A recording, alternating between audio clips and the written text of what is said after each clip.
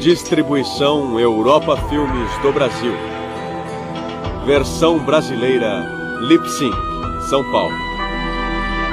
História das religiões.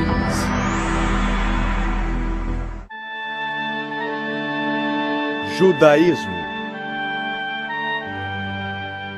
Shalom, Tova Uvracha, Chen Vachest Vrachmim, Aleinu Val Kol Yisrael Amecha.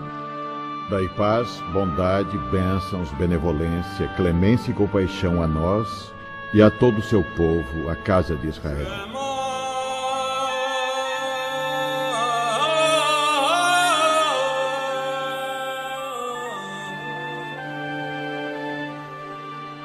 Quando falamos de judaísmo e de judeus, primeiro temos um problema de definição.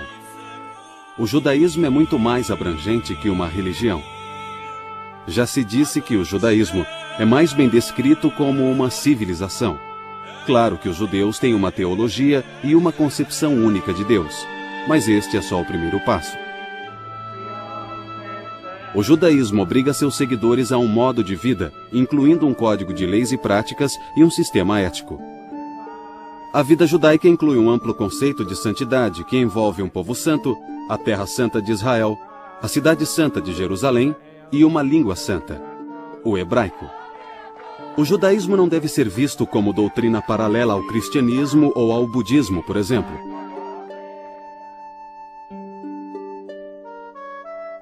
Em grande parte de sua história, o judaísmo foi um sistema amplo de teologia, leis, ética e costumes, tudo para um povo especial, com um idioma especial e uma querida terra natal. Porém, no mundo moderno, definir o que é ser judeu é particularmente complicado. O judaísmo tornou-se pluralista. Boa parte dele corresponde ao significado tradicional da palavra religião, mas uma parte não será identificada como religião aos olhos de muitos não-judeus. Ao embarcarmos nessa jornada, estejamos prontos para explorar áreas que aparentemente são componentes incomuns da religião, mas que são partes intrínsecas da tradição única do judaísmo.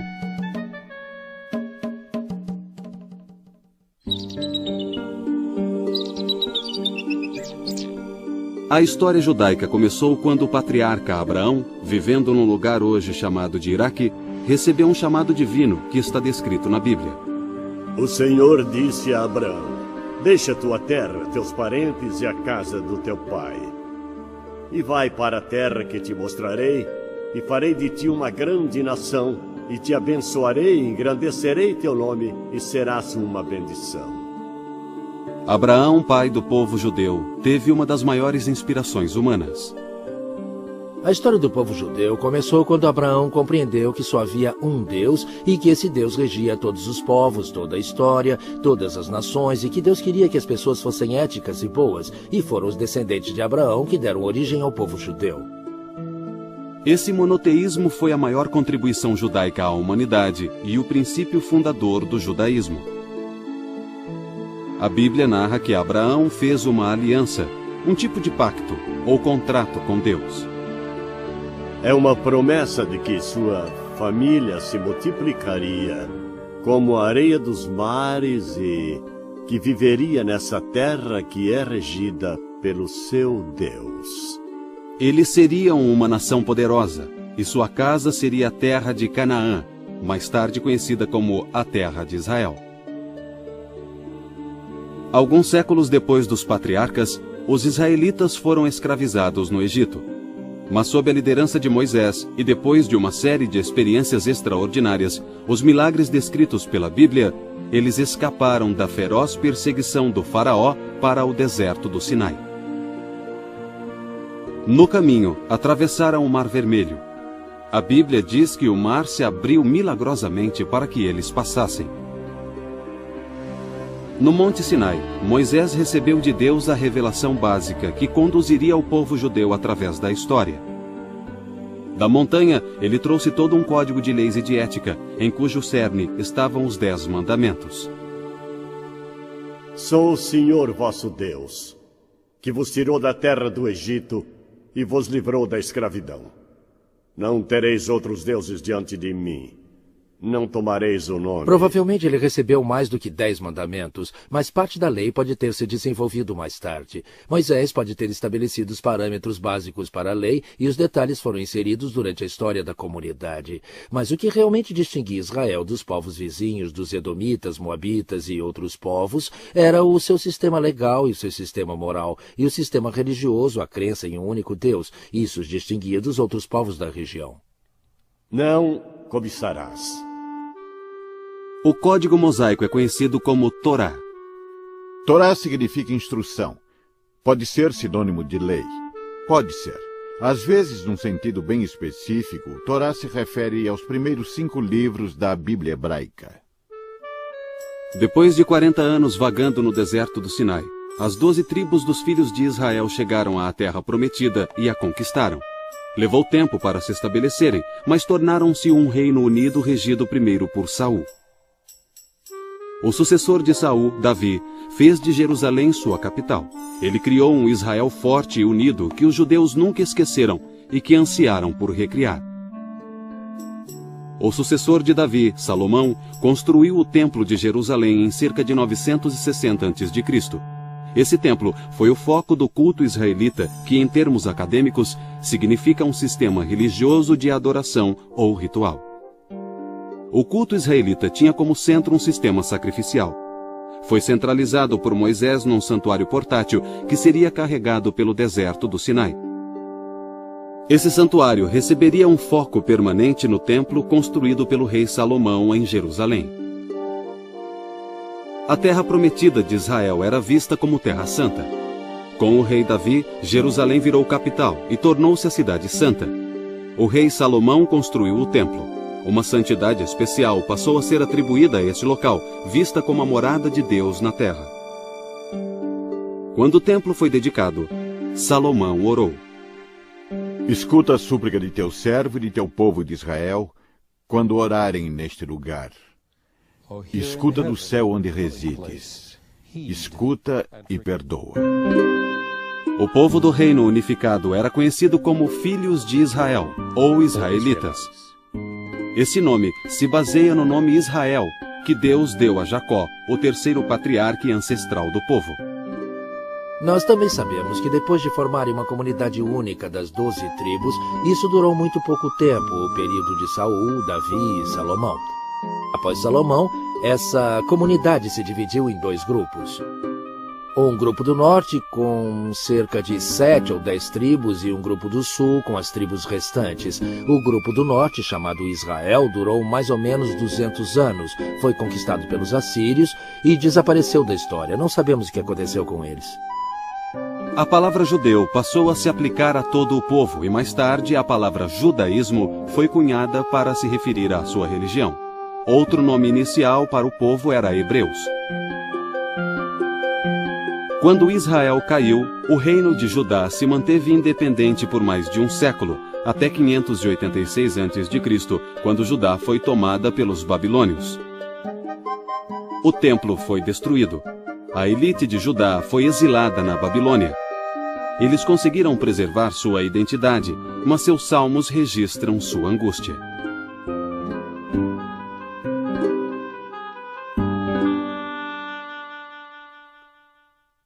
Nos canais da Babilônia, sentamos e choramos com saudade de Sião.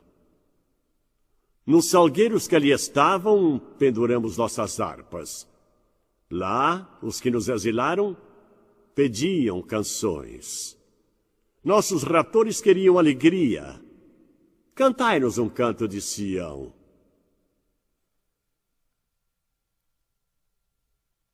Como poderíamos cantar um canto do Senhor numa terra estrangeira? Se eu me esquecer de ti, Jerusalém, que me seque a mão direita, que me cole a língua ao paladar. Caso eu não me lembre de ti, caso eu não eleve Jerusalém ao topo da minha alegria. A fidelidade judaica foi recompensada após décadas de cativeiro, quando Ciro, o rei persa que conquistara a Babilônia, permitiu-lhes voltar a Jerusalém.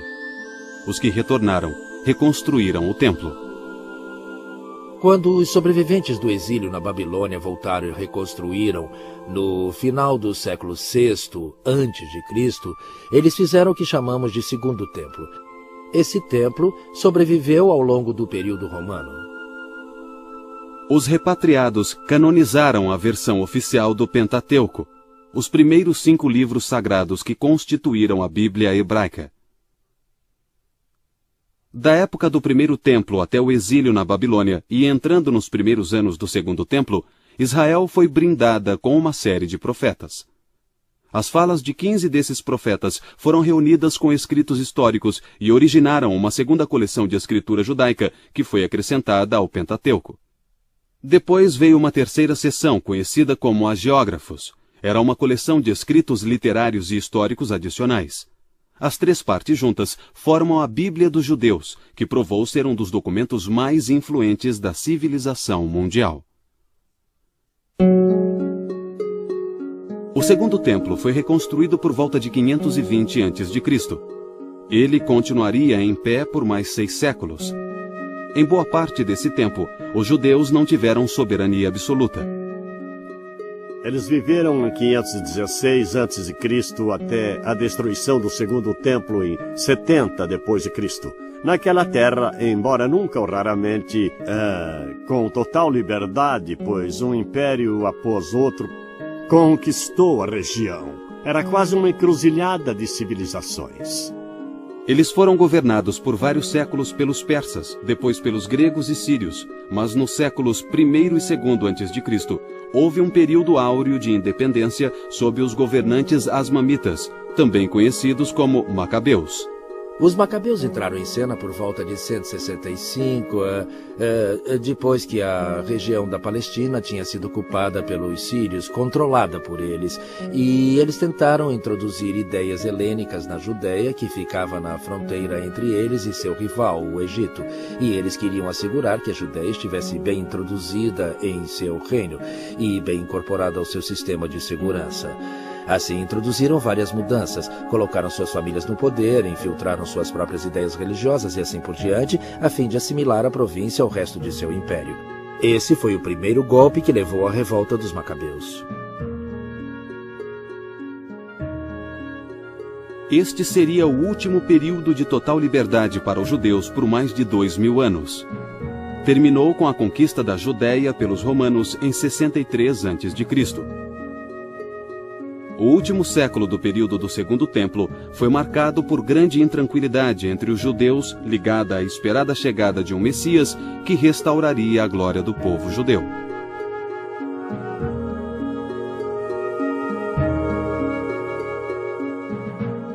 A maior crise do judaísmo deu-se em 70 d.C. Os judeus da Palestina se rebelaram contra o governo romano. Depois de 4 anos de guerras, incluindo o cerco de Jerusalém, a rebelião foi reprimida. Jerusalém e seu templo foram destruídos. Isso marcou o final da independência judaica. Os romanos deportaram levas de judeus de sua terra, dando início ao que os judeus chamaram de seu exílio, que duraria quase 19 séculos.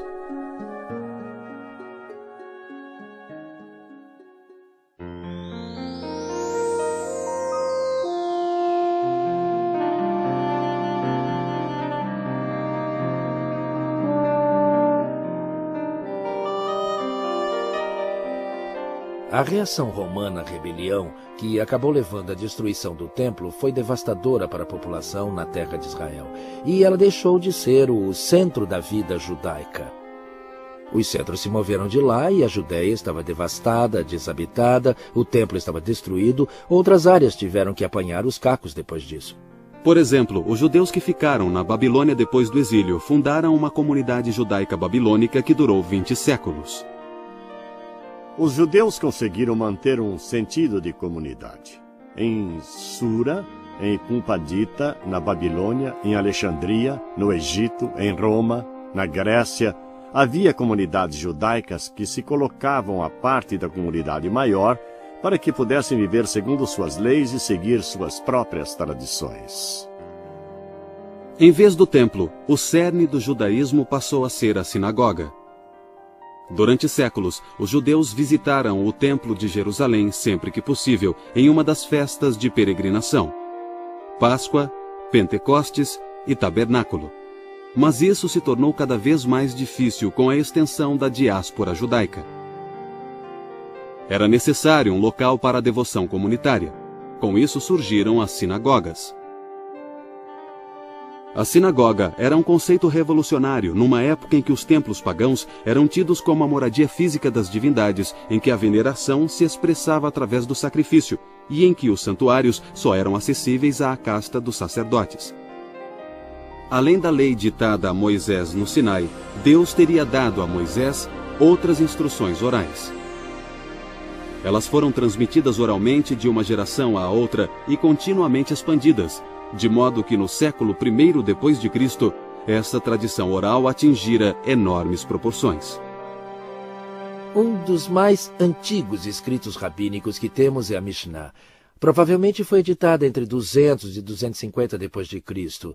Foi a primeira tentativa de explicar como utilizar a Bíblia, suas leis e regras na vida cotidiana no mundo romano. A compilação seguinte mais importante foi o Talmud. O Talmud ganhou a forma que hoje conhecemos por volta de 550 ou 600 depois de Cristo, cerca de 400 anos depois da Mishnah. É uma série de discussões, casos precedentes de como interpretar e aplicar o entendimento da Mishnah sobre a lei bíblica a novas situações. O Talmud é uma obra enorme, com cerca de 3 milhões de palavras. É uma biblioteca completa, contendo um código vasto e detalhado que cobre toda a gama da vida civil e religiosa. Também contém assuntos mais leves, incluindo anedotas e lendas. Não parece ter implicações religiosas, mas sim implicações jurídicas. Isso não tem nada a ver com religião. Tem sim, pois significa que as relações entre as pessoas não serão baseadas no poder do mais forte sobre o mais fraco. Ao invés disso, serão baseadas num princípio do que é certo ou errado, conforme enunciado no resto da Bíblia. Tudo englobado, de modo geral, no não roubarás. Se não é seu, não pegue. Foi através da Torá, do Talmud e do nosso livro de orações que a comunidade judaica, onde quer que tenha existido, conseguiu se manter enquanto comunidade. Nos primeiros séculos depois de Cristo, a dispersão judaica alcançara a Arábia ao sul, a Armênia e a Pérsia ao leste e o Oceano Atlântico a oeste. Os judeus também seguiram no rastro dos exércitos romanos até o norte da Europa, onde formaram novas comunidades. Mas o triunfo do cristianismo foi uma tragédia para os judeus. A ascensão do cristianismo no século IV mudou a situação social e política dos judeus no que restou do Império Romano. Com a queda do Império Romano, a Igreja tornou-se a instituição que sobreviveu e se tornou o governo de facto que substituiu o Império Romano. Os imperadores bizantinos introduziram leis antijudaicas, que foram a base durante séculos de terríveis perseguições. Essas leis visavam isolar e humilhar os judeus e tornar ilegal sua ligação próxima com a sociedade cristã. Com o passar dos séculos, a Igreja criou leis cada vez mais duras contra os judeus. Eles eram marcados como párias e sofreram constantes discriminações. Os judeus eram obrigados a usar trajes ou insígnias especiais. Estavam sujeitos a ataques, expulsões e massacres.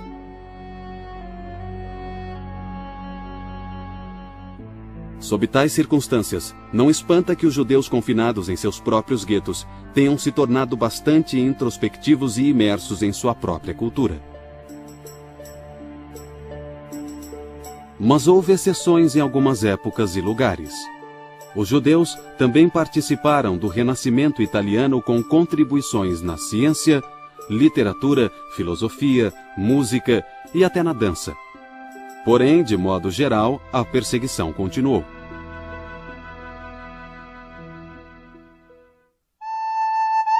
O judaísmo sempre teve um elemento básico de otimismo. Os judeus não acreditaram no pecado original, e depois do exílio tiveram certeza de que Deus traria o seu povo de volta à sua terra a salvo de seus perseguidores. O profeta Jeremias previra esse resultado. Eu mesmo reunirei o meu rebanho disperso em todas as terras para onde os levaram, e os trarei de volta ao aprisco, e eles darão frutos e se multiplicarão. Por todo esse tempo, o grande ideal da sociedade judaica foi o estudo e o homem culto. O erudito e rabino era o modelo. Os judeus introduziram uma educação universal nos dias do templo e sempre fizeram seus filhos estudarem, geralmente nas escolas talmúdicas, que floresceram em muitas comunidades. Os adultos também se debruçavam diariamente sobre o Talmud. Algumas vezes, esse estudo intensivo provocou uma reação negativa. Por exemplo, no século XVIII, um movimento pietista, o Hassidismo, rejeitou o fator intelectual da vida religiosa em favor de uma abordagem mais emocional. Os Hassidim, liderados por seu fundador, o Baal Shem Tov, o mestre do bom nome, no período medieval, quis trazer de volta ao judaísmo a celebração da vida e a alegria que sempre caracterizou a vida judaica com seus cantos e suas danças com a Torá e o sentimento de realização nessa relação com Deus. Depois das revoluções americana e francesa, os judeus deixaram de ser vistos como inferiores, sem ter direitos. Eles se tornaram cidadãos iguais. Muitos judeus passaram a questionar ensinamentos e práticas tradicionais. Surgiram novas formas de judaísmo. Uma das soluções mais influentes foi o judaísmo reformista. A reforma se deu no início do século XIX e, sob o impacto da interpretação bíblica moderna, determinou que eles não mais acreditassem que Deus dera a Torá completa e acabada no Sinai, mas que ela fora escrita por muitos homens ao longo dos séculos. Portanto, ela não foi dada por Deus, mas inspirada por ele. O judaísmo rabínico tradicional passou a ser chamado de ortodoxo para distingui-lo do judaísmo reformista. Embora os judeus sempre soubessem no que acreditavam, eles levaram milhares de anos para organizar sua teologia e credo de modo sistemático. Ao contrário do cristianismo, o judaísmo nunca teve um dogma oficial estipulado pelas autoridades. É verdade que a Bíblia está cheia de enunciados fundamentais do credo judaico, mas eles estão dispersos. A frase mais crucial aparece no Deuteronômio. Shema Yisrael, Hashem Elokeinu, Hashem Echad. Escuta, ó Israel, o Senhor nosso Deus. O Senhor é um só. Essa frase afirma o monoteísmo e também a submissão do povo a um só Deus.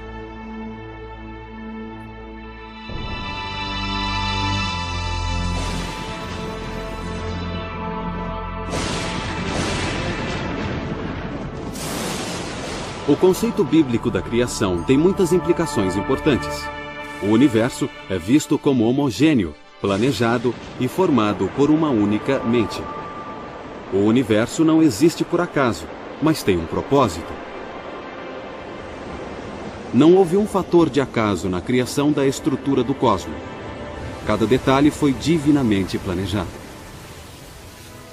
Deus não se aposentou após a criação, mas continua envolvido em todos os assuntos do universo, emergindo como o Deus da história. A providência divina continuamente assegura a existência do mundo que ele poderia destruir do mesmo modo como o criou. O ser humano feito à imagem de Deus é o ápice e o propósito da criação. Deus, uma imagem? Deus não tem nenhuma imagem. Mas o homem tem características do próprio Deus que o diferenciam de todas as outras criaturas. Deus tem inteligência no seu nível, a seu modo. O homem tem uma mente. Mesmo que outros seres tenham algum tipo de inteligência, nenhum seria capaz de desvendar a teoria da relatividade. O homem é a inteligência. Talvez ainda mais importante que isso, e eu digo talvez, o homem pode fazer uma escolha moral. Eu decido se vou roubar ou não vou, se vou humilhar ou não vou humilhar outra pessoa. É pecado humilhar alguém. Eu decido isso. É a minha escolha moral. Nenhum instinto me obriga a agir de modo certo ou errado. Não há poder no céu ou na terra que force o homem a pecar ou a praticar o bem. É uma decisão do homem. Ninguém obriga Deus, ninguém obriga o homem. Por isso somos feitos à imagem dele. Esta é a essência do judaísmo.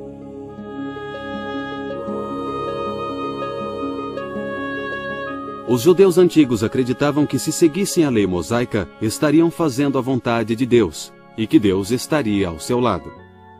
Na tradição judaica, os homens iam à sinagoga 3 vezes ao dia para orar e para manter um sentido de comunidade.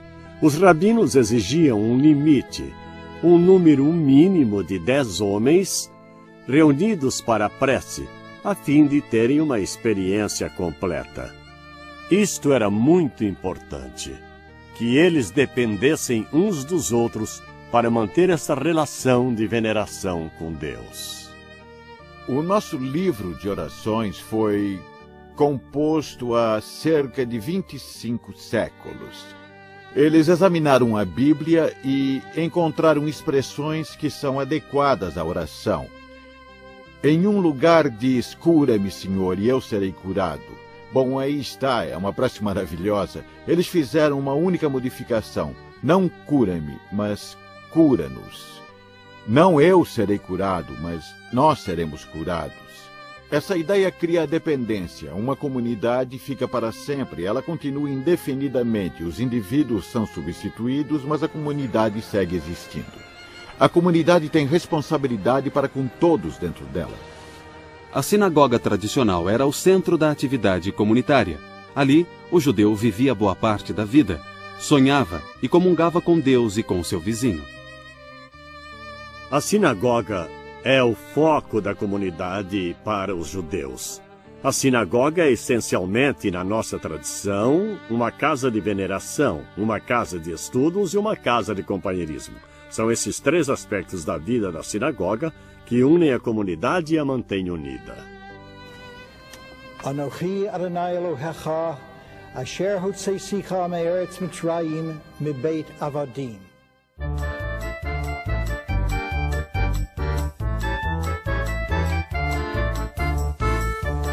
A vida judaica sempre girou em torno de 2 centros, a sinagoga e a casa. A casa é de fato o santuário de Israel, e mesmo depois da destruição do templo com o surgimento das sinagogas, ainda era em casa que se observava o sabá, os feriados, e havia a riqueza da tradição que fazia a família seguir aquilo que era sagrado e precioso em suas vidas. Diretrizes para a relação entre pais e filhos são bem desenvolvidas na literatura judaica.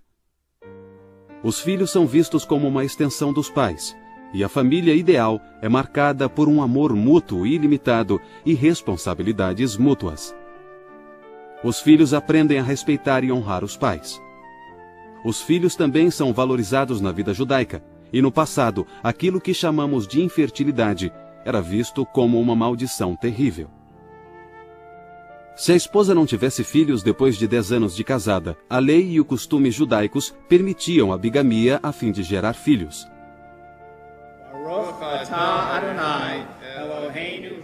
A vida judaica adquire um significado e um ritmo especiais com sua enorme variedade de festas, festividades e eventos em família. Esses eventos pontuam o ano judaico e lhe dão tempero e um caráter único. Esta é uma das maravilhas do judaísmo para mim. Ele celebra a vida dos nossos feriados e das nossas atividades diárias. Mas se me perguntarem qual é o feriado mais importante que celebramos, eu diria o Sabá. No Sabá, uma vez por semana, o judeu se dedica à sua família, à sua comunidade e a seu Deus. Nesse dia, você se afasta das preocupações e tarefas que o afligem durante os 6 dias da semana. É uma ocasião em que a família se reúne. Há uma refeição especial na sexta-feira à noite. A família relaxa ao redor da mesa de jantar e canta canções de sabá. Depois vai à sinagoga ou ao templo para o serviço religioso com a comunidade. Mas o sabá também é um período para estudar.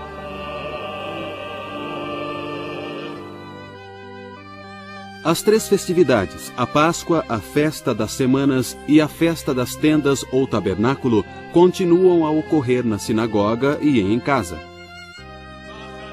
Estas seguem sendo ocasiões alegres. A primeira dessas 3 festas é a festividade pascal da primavera. Em tempos antigos, a Páscoa marcava o início da colheita da cevada. Também era o aniversário do êxodo do Egito. Antigamente, os peregrinos de Jerusalém na Páscoa sacrificavam e comiam o cordeiro pascal em agradecimento por esses eventos. A última ceia de Jesus é geralmente vista como uma refeição de Páscoa. A festividade da Páscoa dura uma semana, e em memória das dificuldades dos ancestrais, os judeus só podem comer pão não fermentado na forma de bolachas. A Festa das Semanas ocorre 50 dias depois da Páscoa. Na época do templo, essa festividade agrícola celebrava os primeiros frutos do início do verão, e o peregrino trazia uma oferenda da colheita do trigo ao templo. Essa festa cai na data tradicionalmente associada à entrega da Torá a Moisés, no Monte Sinai. Por isso, também é conhecida como a Festa da Entrega da Lei. A terceira principal festividade de peregrinação ocorre no outono, depois da colheita. É chamada de Festa das Tendas ou Festa do Tabernáculo. Era a mais alegre das 3 festividades. Seu simbolismo histórico é a comemoração dos 40 anos de andanças dos filhos de Israel pelo deserto. Naquele tempo, os israelitas viviam em tendas ou tabernáculos. Os judeus, durante a festividade, vivem em tendas, nos jardins, terraços ou telhados das casas.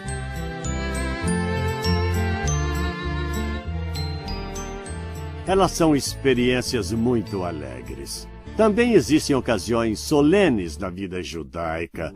Os dias mais santificados do ano são Rosh Hashanah, o Ano Novo Religioso, e 10 dias depois, Yom Kippur, o Dia do Perdão, na época do outono. E nessas datas o foco não está em casa como nos outros feriados, mas na sinagoga ou no templo, quando os judeus se reúnem para pedir perdão a Deus pelos pecados de ação e omissão do ano anterior, e para tentar começar um ano novo com a ficha limpa. Essas são as principais ocasiões solenes e festividades que celebramos. Mas eu devo acrescentar o Chanukah. Ele é o único feriado que celebramos que não é baseado nas Escrituras. Tornou-se um feriado importante, provavelmente por se dar na mesma época que o Natal, mas é uma ocasião de alegria e celebração baseada numa linda história da primeira vitória pela liberdade religiosa nos registros históricos, encontrada nos apócrifos, nos primeiro e segundo livros dos Macabeus. E celebramos o Purim, uma festa menos importante, pois não se encontra na Torá, mas está nas escrituras hebraicas e comemora a libertação dos judeus da tirania de um déspota. Quando os judeus estavam na Pérsia, eles foram atacados pelo inimigo. A rainha era judia e ela ajudou a salvar o seu povo naquela época. Fazemos uma grande celebração. As crianças se fantasiam, fazem várias brincadeiras também e se divertem muito. Elas adoram. A liberdade é um tema que entra em todos os feriados importantes. O anseio de ser livre, de venerar o único Deus e de viver em paz como uma comunidade. O segundo ciclo de ocasiões especiais consiste nos marcos da vida familiar. Esses marcos começam com o casamento, que entre os judeus tem 2 finalidades: procriação e companheirismo. Os casamentos podem ser realizados em qualquer lugar, mas a sinagoga é o local favorito. A cerimônia é feita ao ar livre, se possível, para lembrar a promessa de Deus a Abraão de que sua prole seria tão numerosa quanto as estrelas. Na cerimônia de casamento, um palho é segurado sobre o casal para simbolizar o lar que eles estão fundando. Depois do casamento, o evento seguinte no ciclo familiar é o nascimento de um filho. Deus ordenou a Adão e Eva que crescessem e se multiplicassem, e isso foi visto pelos judeus como o primeiro dos 10 mandamentos. Se a criança for menino, uma cerimônia de circuncisão ocorre uma semana após o nascimento. Os jovens casais judeus de hoje costumam dar uma festa de entrega do nome também para as filhas. Baruch atah Adonai Eloheinu melech haolam asher kiddushanu. Aos 13 anos de idade, um menino judeu é visto como um adulto e se torna responsável por seus atos e observância religiosa. Somente após a Idade Média, esta se tornou uma cerimônia especial. Mas, atualmente, o Bar Mitzvah se tornou um evento essencial no ciclo de vida judaico. No século XX, uma cerimônia paralela foi introduzida para as meninas, aos 12 anos, o Bat Mitzvah.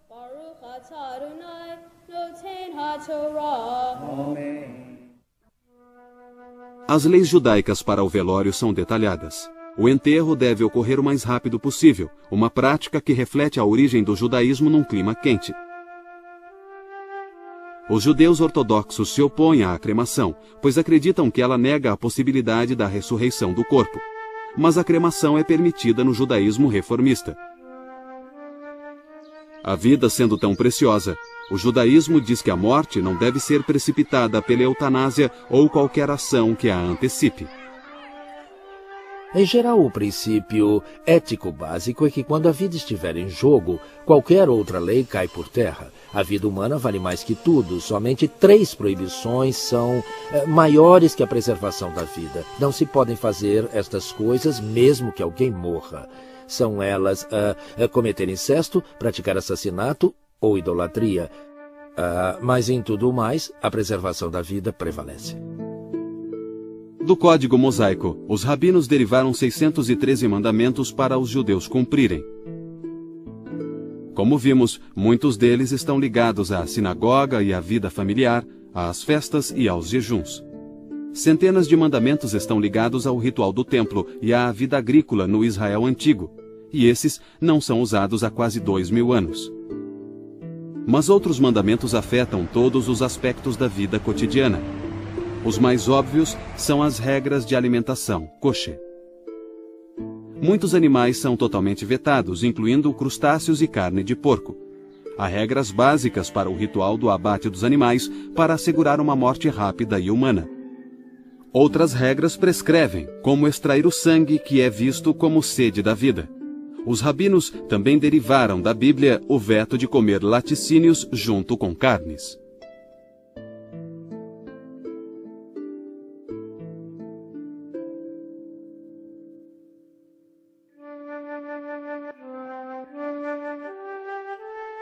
O vínculo com a Terra Santa é um fator vital do judaísmo.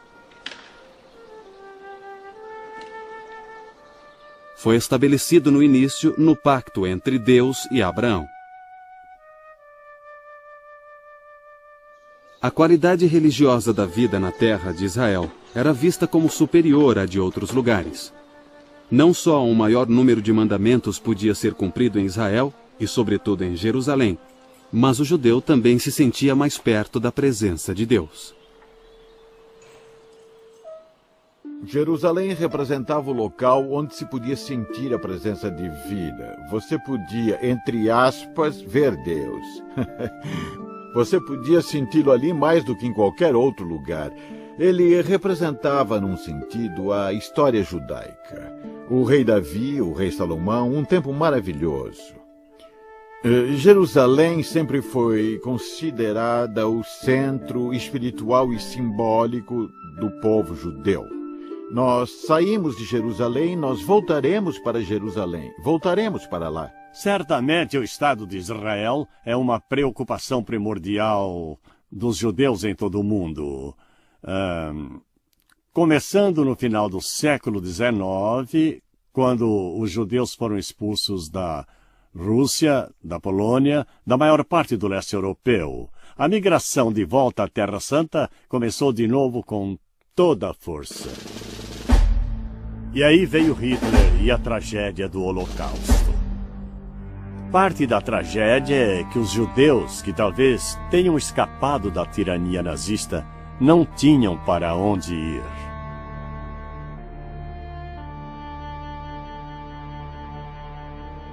Bom, na minha opinião, à medida que o Ocidente moderno tomava forma com o Renascimento que veio depois, o problema da comunidade judaica, do que fazer com os judeus, começou a penetrar na civilização e cultura ocidentais, e isso continuou a ser um problema até o século XX.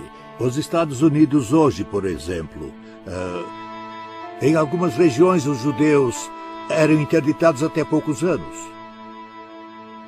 Pela mesma razão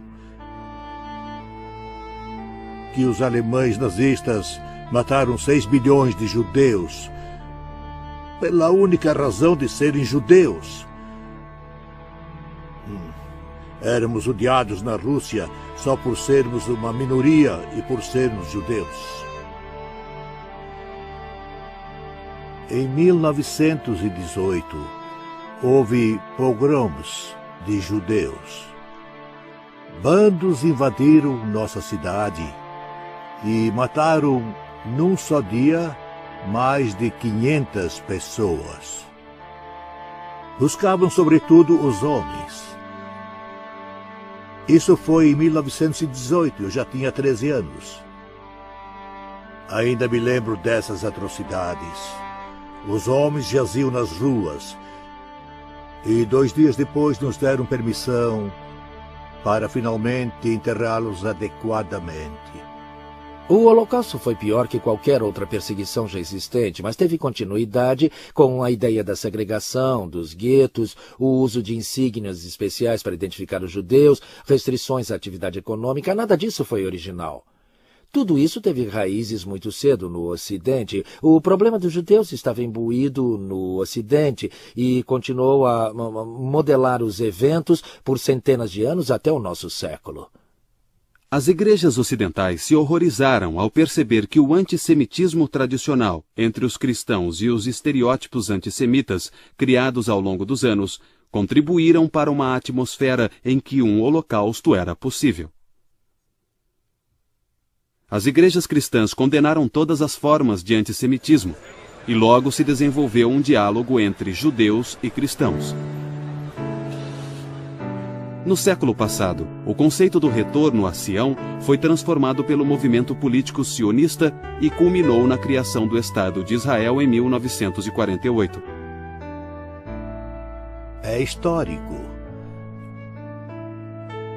Nós não tínhamos um país até 1948. Em 1948, finalmente recuperamos o nosso país.